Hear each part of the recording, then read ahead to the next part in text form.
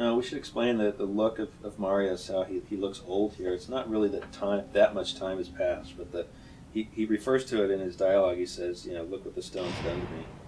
And the idea was that keeping the stone the whole time would sort of suck the life out of it. It's a supernatural thing. Humans are not prepared to hold it.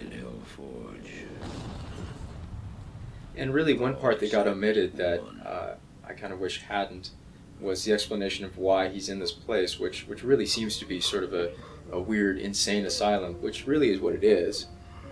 And the idea was that he went crazy, basically, finally, after all this stuff happened and after all he'd seen, and he was wandering around screaming and yelling about all these crazy things that he had seen, and finally they just took him and threw him in this place.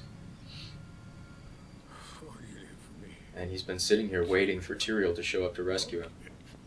To take the stone. To take the stone off his hands and relieve him of this burden.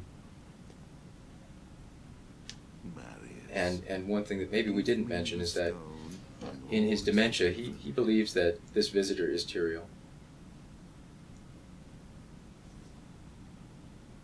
Yeah, one of the problems is all these characters are, they're all wearing cloaks.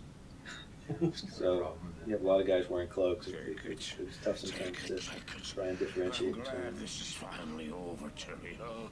Look. We were playing a lot here with lighting.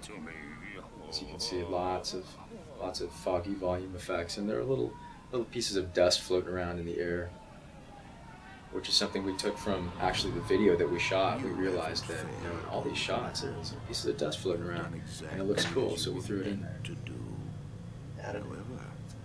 What you just saw there, when you see a glimpse of the old Talrasha, the demonic Talrasha, that was something that we sort of did at the very end, because after we had it all together, we didn't feel it was obvious enough who this guy was. So we wanted to make sure that people understood it was Talrasha in a different form.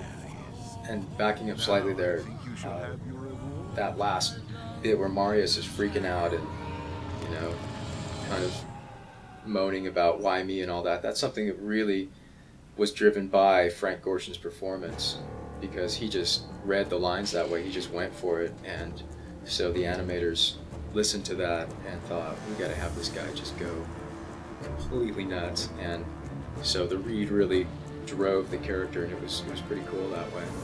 These last two shots are good examples of how far we went with layering. I think those last two shots have at least 35 or more layers with all the fire and light effects. Nice.